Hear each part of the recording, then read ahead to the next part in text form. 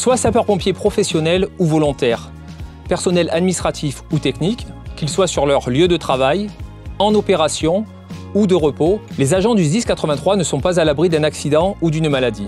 Ravi de vous retrouver dans Vous avez la parole, un épisode consacré au service accident-maladie. Bonjour Marina. Bonjour Franck.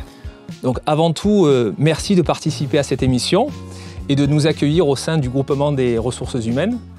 Alors en travaillant un peu avec vous en amont, j'ai noté quelques mots qui sont importants.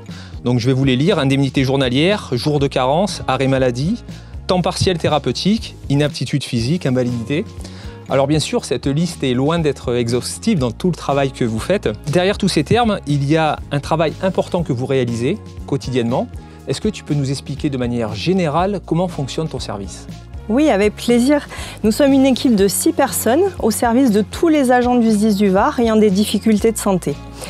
Nous travaillons avec mon adjoint Céline et 4 gestionnaires, donc Anne-Laure, Tatiana, Ève et Frédéric, à la gestion des risques statutaires, c'est-à-dire les congés de maladie ordinaire, les longues maladies et les accidents corporels en service commandé et les maladies professionnelles.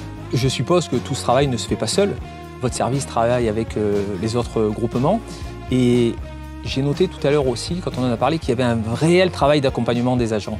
En effet, par exemple, concernant l'employabilité, avec le service santé et le service hygiène et sécurité, nous organisons les retours à l'emploi sur des postes aménagés à temps complet ou à temps partiel thérapeutique.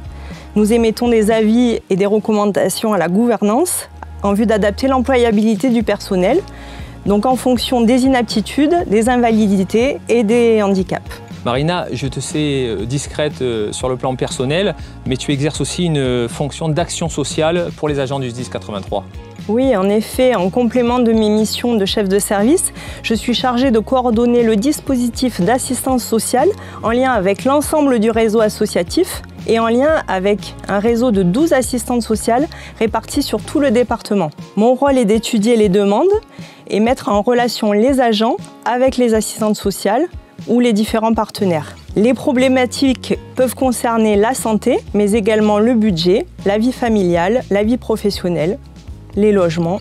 Et tout ce qui concerne l'action sociale. Exactement, Franck. Ève, au cours de sa carrière professionnelle, un agent du SDIS 83, donc un PAT ou un sapeur-pompier, peut être victime d'un accident de service ou alors d'une maladie professionnelle. Comment s'organise au niveau de votre service la gestion de cet agent ? Toutes les demandes d'imputabilité au service d'un accident ou d'une maladie professionnelle sera étudiée. Il doit s'orienter vers son supérieur hiérarchique qui va nous faire une déclaration en ligne sur le portail du SDIS. Après avoir rassemblé l'ensemble des pièces inhérentes à ce dossier, nous le transmettrons à notre assureur, aux différentes commissions, ce qui va nous permettre de maintenir par exemple le salaire des fonctionnaires, de régler les frais médicaux et de régler les indemnités journalières des pompiers volontaires. Et nous entrons aussi dans le règlement et le dédommagement des sapeurs-pompiers et des PAT du SDIS qui ont été victimes de séquelles imputables au service. Faire preuve de neutralité et d'impartialité, c'est important, alors déjà pour l'intérêt des agents, mais aussi pour le service public. C'est très très important. Nous, toutes les demandes sont traitées de manière impartiale et dans l'intérêt le plus juste pour le service public.